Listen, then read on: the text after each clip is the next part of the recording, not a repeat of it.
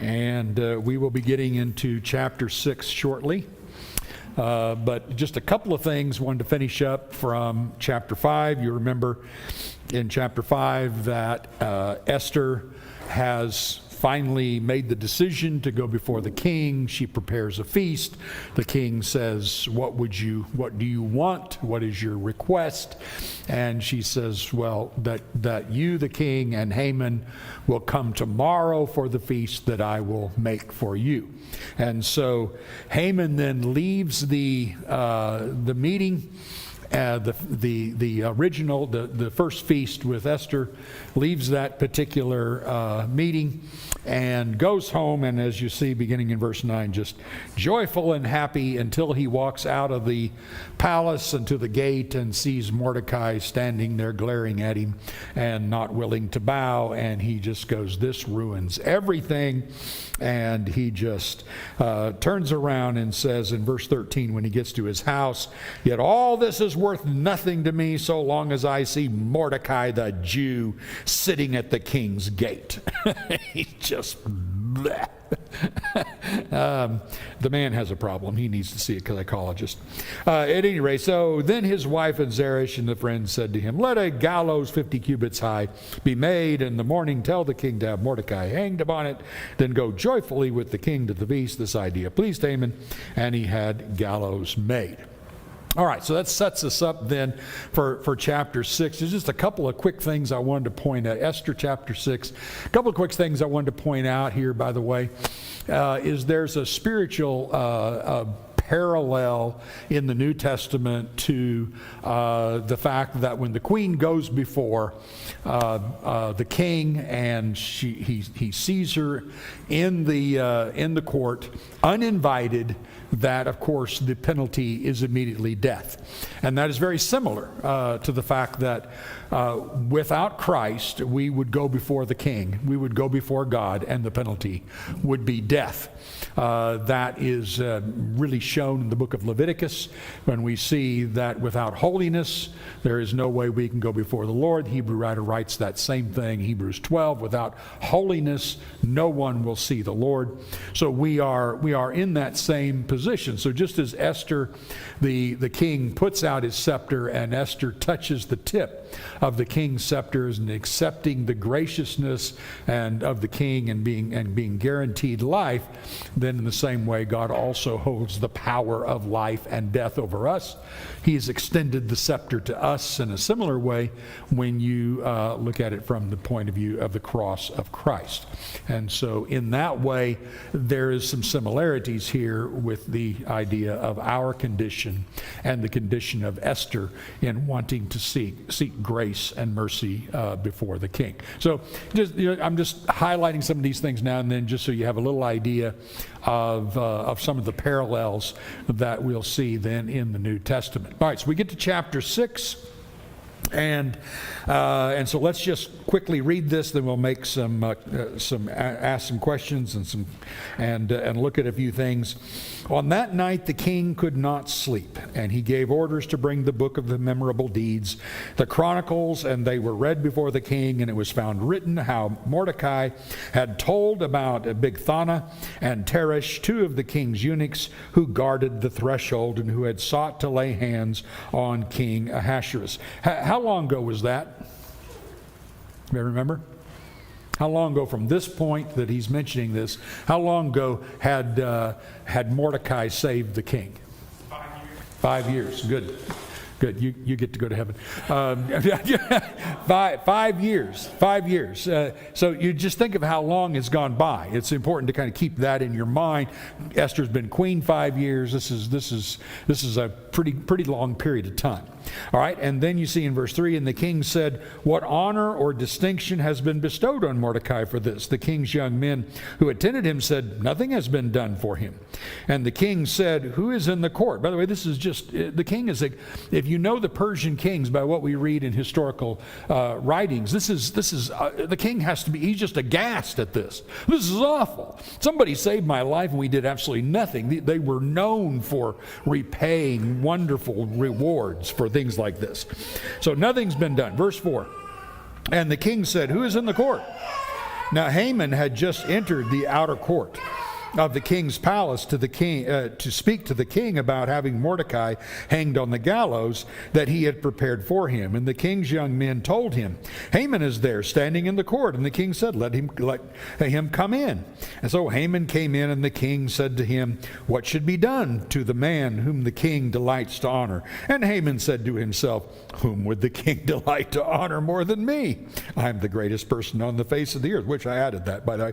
And Haman said to the king, for the man whom the king delights to honor, let royal robes be brought, which the king has worn, and the horse that the king has ridden, and on whose head a royal crown is set, and let the robes and the horse be handed over to the one of the king's most noble officials. Let them dress the man whom the king delights to honor, and let them lead him on the horse through the square of the city, proclaiming before him, thus shall it be done to the man whom the king delights to honor. Then the king said to Haman, hurry, take the robes and the horse, as you have said, and do so to Mordecai the Jew, who sits at the king's gate. Leave out nothing that you have mentioned. If you're Haman right now, what just went through your mind? I think I'm going to have to throw up. This is a 2x4 right across his head. He hates that man with every fiber of his being. He's getting ready to ask, can I hang him? and hear everything. Yeah, it's a good thing the king got to talk first. That is exactly right. So you just see this all of a sudden, boom, this amazing reversal in a second. And everything starts turning the other way. Verse 11, so Haman took the robes and the horse, and he dressed Mordecai. And I just visualize this guy dressing Mordecai with the robes he wanted to wear. Dressed Mordecai and led him through the square of the city, and proclaiming before him, thus shall it be done to the man whom the king delights. And everybody who knew the problem between Mordecai and Haman is probably scratching their head going, what just happened? That is. And they can see the gallows over there. I know, the gallows over there is hanging high, and all this stuff. All right, so then Mordecai returned to the king's gate. But Haman hurried to his house, mourning with his head covered. And Haman told his wife Zeresh and all his friends everything that had happened to him. Then his wise men and his wife Zeresh said to him, if Mordecai, before whom you have begun to fall, is of the Jewish people, you will not overcome him, but will surely fall before him. Don't you love wives like that? That's just great. You're the one who suggested I hang the guy at the end of the last chapter, and now you're telling me, well, too bad for you. You shouldn't have done this. It is just, again, I have to say, remember that the Jews read this in groups to this day. They publicly read this in groups, in synagogues and other groups. They read the book of Esther during the time of Purim. And I just imagine them every time getting to this point and just starting to crack up, just die laughing. This is so funny. Everything gets reversed. So you really want to feel the humor of the moment. So let's do a quick summation, then I'm going to talk a little questions here. But here's the irony of the summation. While Haman plots Mordecai's death, the king plans to honor Mordecai's faithful service. And so you see these things, just this tension that is built here in the book. So I know we've talked a bit about this before, but let's just do a little reminder here. Number one, his amazing pride, as we've mentioned. Who is there the king would rather honor than me? He just can't imagine the world doesn't revolve around him. And then we have to, we need to stop and do this every now and then as we're going through the book. And that is just consider the series of quote unquote coincidences. And so I've listed a number here this way. Just so happens that the king had a sleepless night before Haman came. And we're going to talk about that a couple more times, but it's just that pivotal little point there. And it just so happened the king asked for the chronicles to be read to him when he couldn't sleep. And it just so happened that Mordecai's exposure of the plot against the king is read. I mean, all these chronicles, and it just so happens that one is read. And it just so happened that Mordecai was never rewarded for his loyalty 5 years previous. It's a good thing he wasn't. Otherwise, this event couldn't have happened the way it did. And Haman already had the highest position in land, so he can't ask for a higher position. All he can ask for is public adulation, you know. And by the way, wearing the king's robe and all of this could remind you of 1 Samuel 18, 1 through 5, where Jonathan, Saul's son, recognizing that David would be the next king, takes his robe off and puts it on Jonathan. Whoa. Which makes you wonder whether or not Haman was thinking in terms of, just a little, I want to wear the king's robe that the king has worn. I want to ride on the horse that the king has ridden on. It's not like, I don't want to be in Air Force 2. I want to be in Air Force 1. And that's the way this, so you could see there's some devices going on here that may be deep in Haman's mind that is going to be evident then as a little bit time goes on. And it just so happens Haman had not mentioned to the king that it was the Jews he decided to exterminate. He just said, there's a people, you know. And it just so happens he hadn't even mentioned to his wife and friends, because Zeresh even goes, well, if it's Mordecai the Jew that's turned, you don't have a chance. What's that make you think that Zeresh may have known?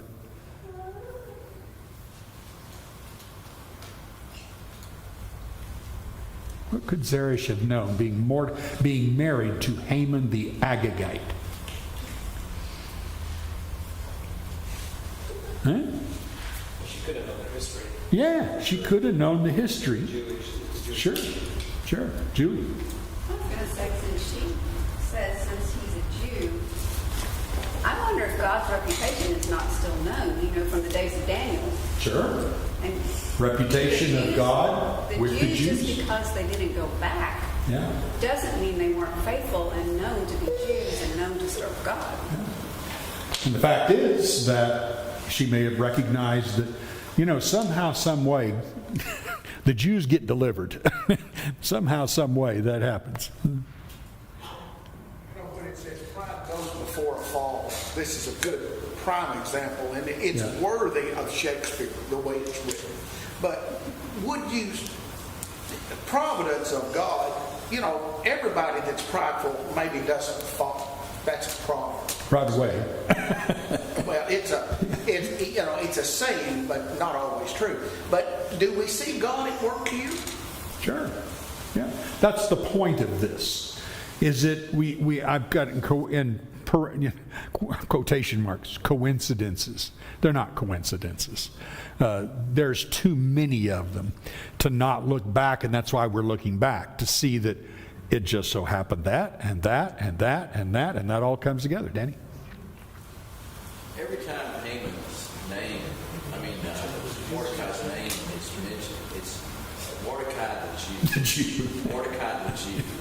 Mordecai the Jew. It's a derogatory, too. Well, it seems derogatory up to this point. That's right. And all of a sudden it's not. But also, he has a very important position as a Jew. Certainly. So they were recognized more than Haman ever even thought. Yeah, Haman's the big problem. No doubt about it. Yeah. Well, I wonder if the narrative, for readers' sake, is drawing attention to Mordecai the Jew. Sure. As opposed to when they were living in that day. I doubt they ran around saying Mordecai the Jew. Well, certainly. The writer is going Mordecai the Jew, the Jew, the Jew. I think you're exactly right. So look at it this way. Up to this point, Haman had all control. At least to him, it seemed like it. And to the story, it seems like it. But from this point on, he has absolutely no control. Everything moves beyond his ability to control. How weird that must have felt for him. All power, he had everything, and then all of a sudden, boom, just like that, he has nothing. And the last words he hears from his wife are, if you've begun to fall, did you notice those words? She already goes, oh, you've become to fall. If you've beginning to fall to Mordecai, the Jew, you're done. Stick a fork in you. You might as well. And just at that moment, you read in chapter 6:14, while they were yet talking with him, the king's eunuchs arrived and hurried to bring Haman to the feast that Esther had prepared. And so just as everything is going, everything begins to speed up and go toward the end. Now, I want to quickly notice with you again, one of the unique things about Esther is it's kind of like a very, very, very big parable, and you have to stop every now and then and back up and say, remember the story. So there were feasts, and they came in twos. Okay? So you had two feasts that were at the beginning of the story. The feast with the king, and then the feast for the queen. Now you have another pair of feasts that come along. These are Esther's feast, the first one in which she asks for the second one, and in between the two, Haman begins to fall. And then at the end of the book, you're going to see another pair of feasts, one honoring Mordecai and the other celebrating Purim.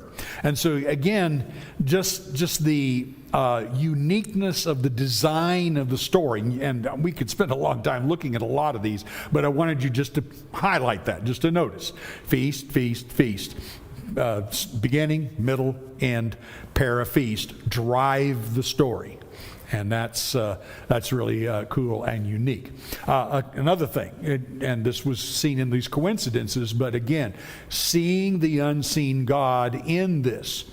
Carefully laid plans by Haman turn against him simply because the king doesn't sleep. Is that not weird? Well, Esther has her plan. Yeah. The sleep was not. No. Sleep got nothing with the plan. That's right. And in fact, who knows what could have happened if it hadn't have been that the king didn't sleep. I wonder why the king couldn't sleep. Who did that? That's it's just very, very unique. Just so happens that night the king can't sleep.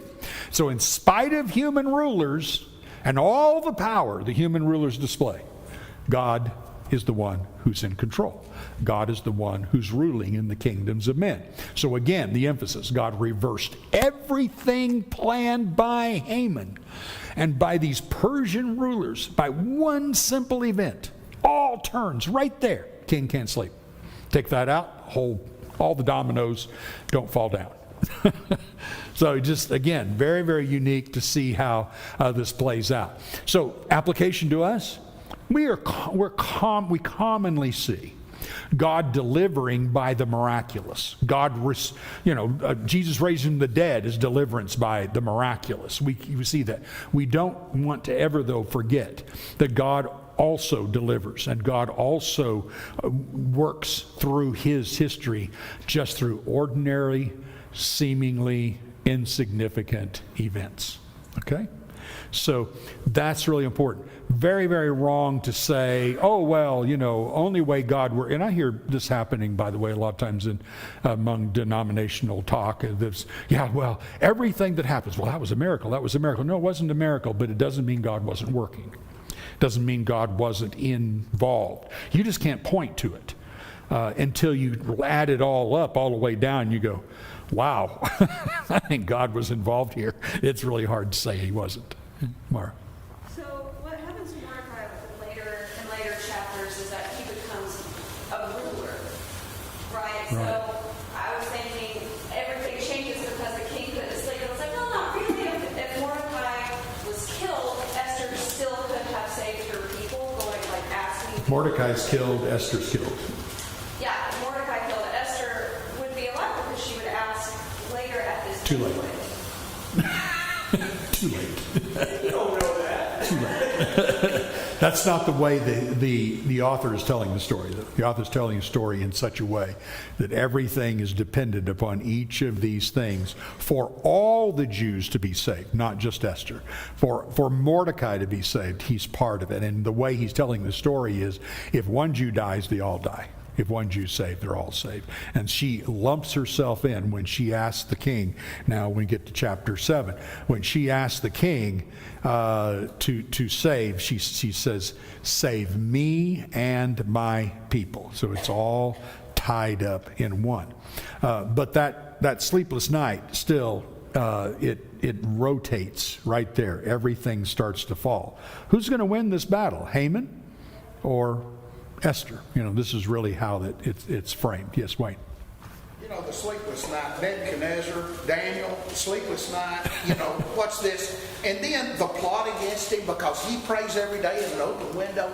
So many of the parts of this story echo what happened. Yeah, there's lots of little pictures here that do the same thing. So you can think of your life. Wish we had time to talk about this a little bit, but you can think of your own life. You should be able to look back over your own life, especially if you've lived very long, and be able to say, that little event, I didn't think much about that little decision or that little thing at that moment, but it moved my life in an entirely different direction. Exactly. Before you leave chapter 6, can you tell me, Haman being in the court, was he facing the same kind of... No, he is not. We mentioned, you may not have been here the night because you guys were sick, but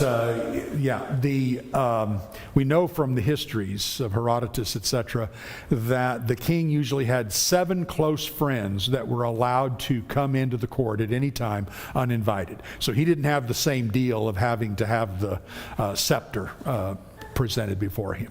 The queen was outside of those 7 friends. So that's the thing. But when you think of your own life, you can easily look at it and go, wow, what if I hadn't have, and just all kinds of, and then some things that were just completely out of your decision making. They weren't exactly something you decided, but just an event that happened that moved your life to this direction instead of this direction.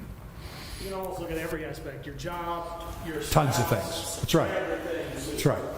Sometimes they do movies on the alternate, got to have an alternate universe. What would have happened if, kind of thing. And what would have happened if, instead of, I was wondering if I should go out and date that girl or that girl. Well, I chose this girl, and here's my life. Wonder what would have happened if I hadn't have, you could go on and on and on about that as to how your life could turn just in a very, very simple event. All right, so by the way, the grandest reversal of all, of even at your darkest hour, there is a great reversal coming, that we will be raised to life no matter what Satan has done. And so that there's just all these things just keep in mind as you're going through. You keep seeing these pictures that God is offering for us. All right, so we come then to chapter 7. I want you to notice first off that verse 14 ties in with 7 verse 1. So while they're yet talking, the king's eunuchs arrive, and they hurry him to the feast. 7:1. So the king and Haman went in to the feast with Queen Esther. So you immediately see this, by the way, in your Bible. It's, I think mine is, I assume yours is too, is paragraphed to tie those 2 verses together. And the idea that's going on here with the author is he's really showing, before I get to that particular point, he's really showing here that everything is moving at warp speed. It's just all of a sudden, Esther, the king realizes that he had to honor Mordecai, and then he goes to his house. He just finishes telling them, and Zeresh and the friends go, "Man, you're doomed." And just as they say that, the eunuchs grab him and say, "We're late for the feast." And he's going, "I don't think I want to go to this feast anymore." I think my guts are hurting right now. How can I? And he's like, I just can't imagine. The poor man is probably shaking like this as he walks into that feast. What next? And so everything it's just moving at warp speed, and he can't stop it. He can't put the brakes on. He can't say, wait a minute. Can we plan this feast tomorrow? I mean, nothing that he is doing is setting that up. Now, I want you to picture.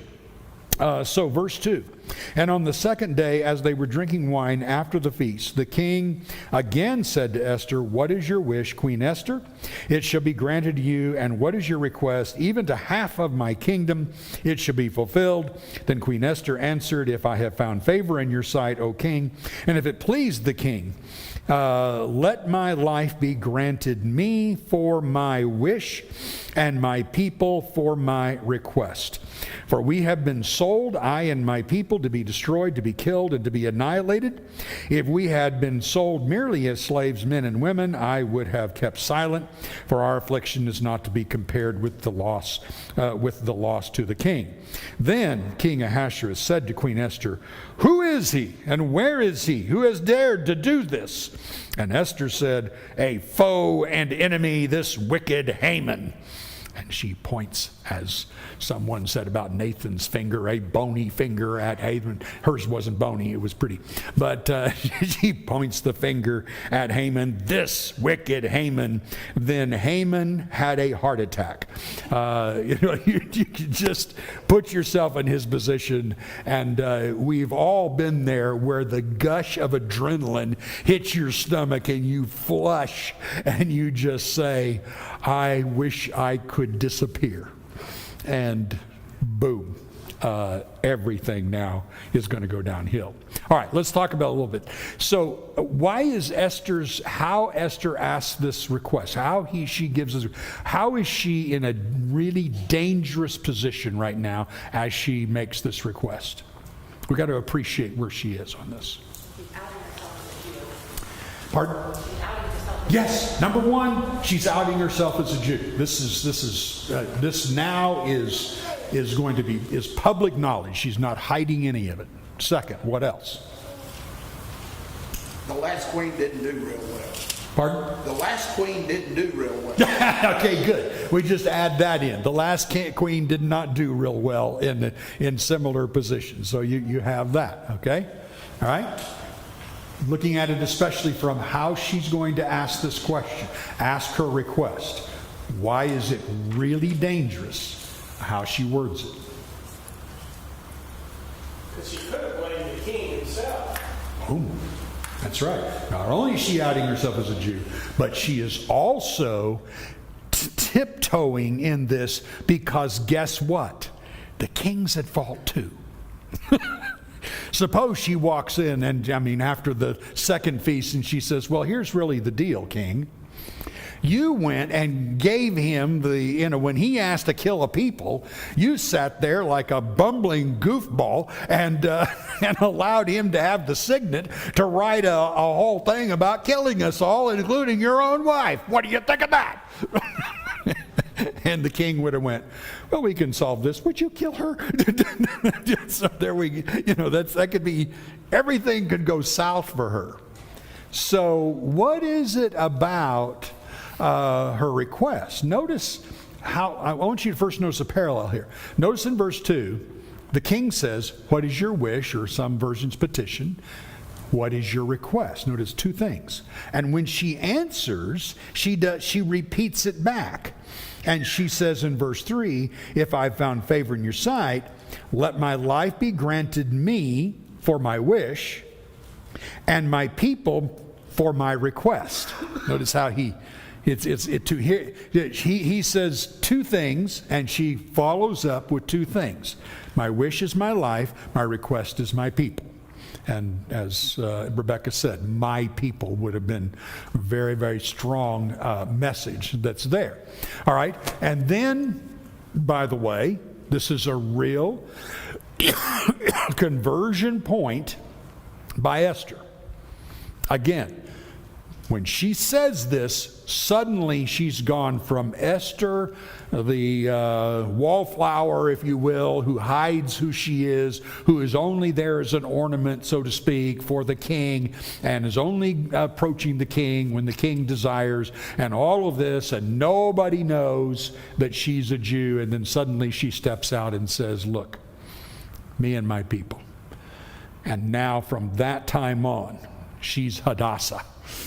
She's called Queen Esther, but she's the only one in the book that has two names. We've mentioned that before. And she accepts her Jewish heritage and steps out.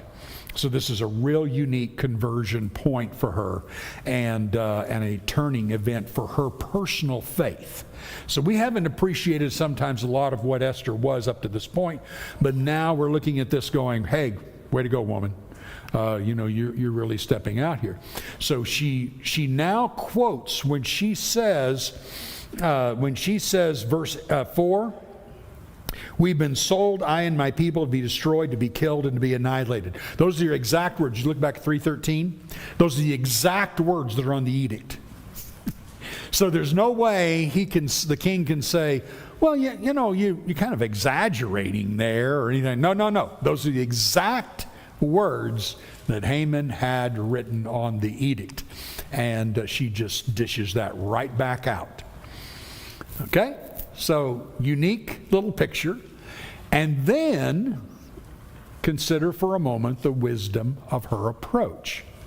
So when you look at how she says this in verse 4, when you look at verse 4 especially and see how she says this, what is unique, what is wise about her approach here? The king's interest still above her own country's. Say it a little louder. She puts the king's interest above her own country's interest to a degree. Okay. She kind of says, if it was just slavery or something like this, I really wouldn't care. But this has to do with our life. Okay, good. She presents it that way, like I wouldn't even bother you if it were something else. What else is really wise and sharp about the request that she makes in verse 4? Well, she tells him wise in his best interest. Okay, good. You're going to suffer. This is a big loss. That's right. It's going to be a big loss. Okay, good. It's not just me. All right. You're God. Not just me. That's right. It's all these people. That's right. Okay. Well, I think there's one other thing. How she approached. A little bit of what I said a minute ago.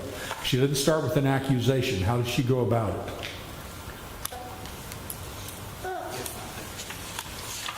She frames it and explaining it so that the king has to say it to Good.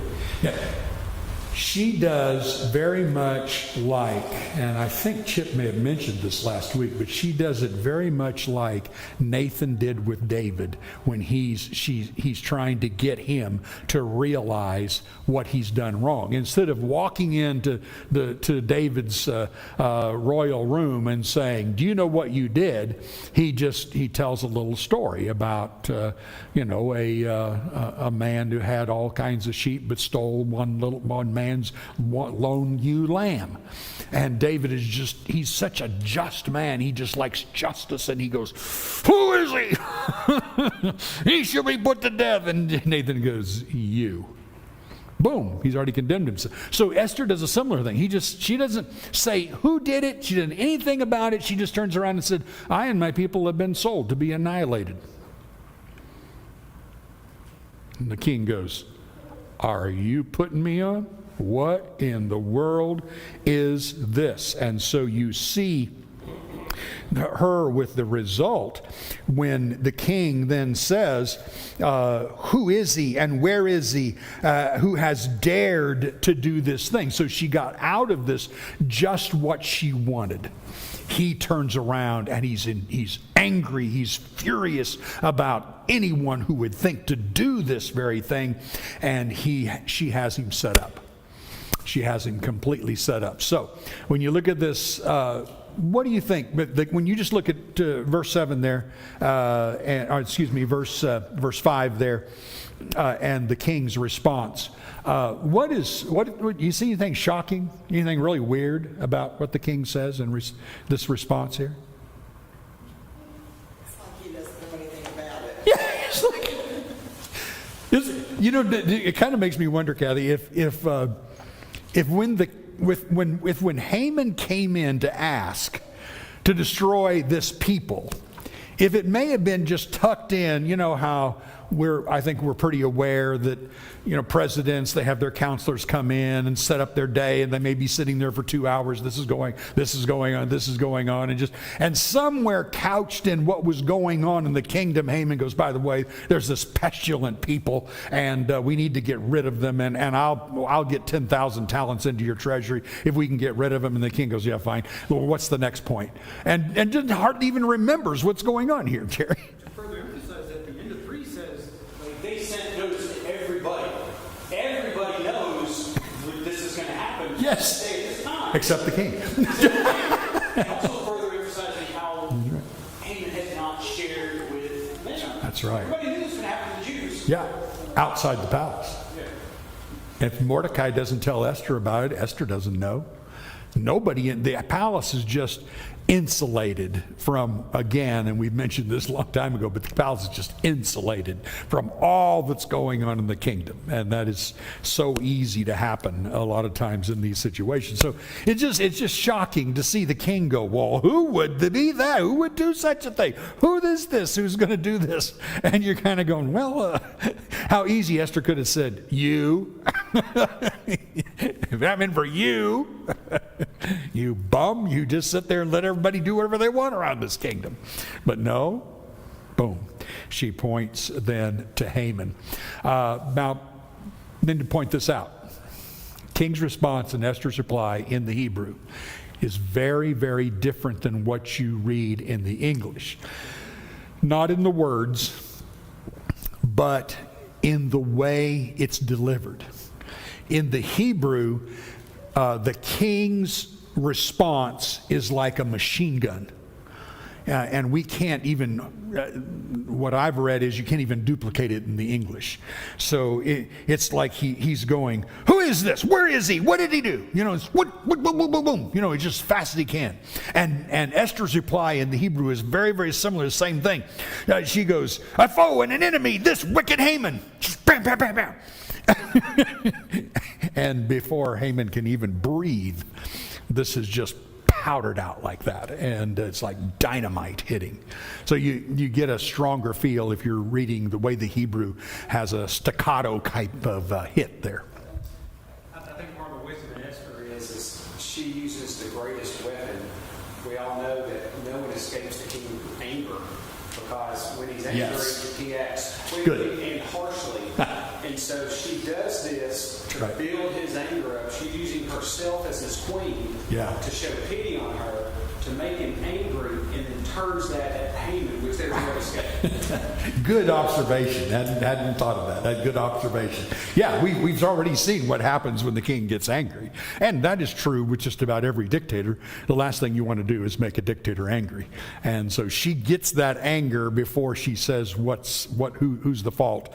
And then she's got the world by the tail. By this time, Haman is dying before she even says anything. Know that she's going to point him out. Oh, I don't know. By this time, he's got to be going. Yeah, as soon as she said that we have been sold to be annihilated, Haman went, oh no, this is not good. Is there a way to sneak out of this feast? Everything just keeps building here. Danny, you should say that. Well, I was going to point something out for the next verse here when the king gives his report, and it says the words covered Haman's face. Yeah. It's like you can't even talk. No.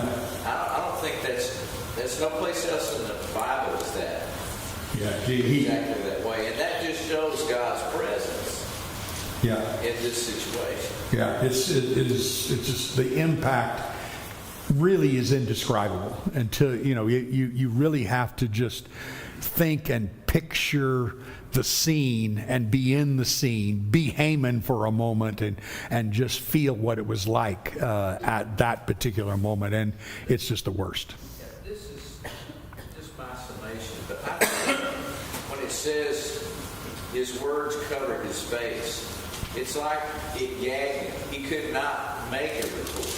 Which verse are you reading? It says the words covered his face. 8? Okay. And the king returned from the palace garden, and where they were drinking wine, as Haman was following his couch Esther. When he says, "We even assault the queen in my presence in my own house," as the word left the mouth of the king, they covered Haman's face. Okay, not the words covered his face, but the eunuchs put a cover over his face. Okay. Yeah. But same deal. You still have the situation where Haman has nothing he can say really to the king. So again, we've mentioned this, but just imagine Haman at that very moment has got to be awful. And then Haman has one opportunity to plea for his life. He doesn't plea to the king. King gets so angry he can't even breathe right now.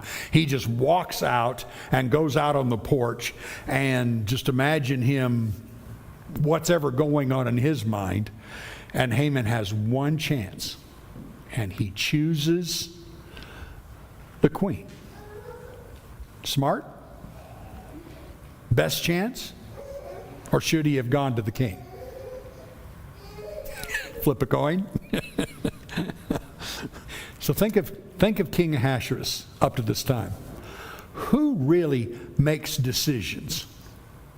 How are almost all the decisions made? In fact, all the decisions. How are all the decisions made? The king come up with them?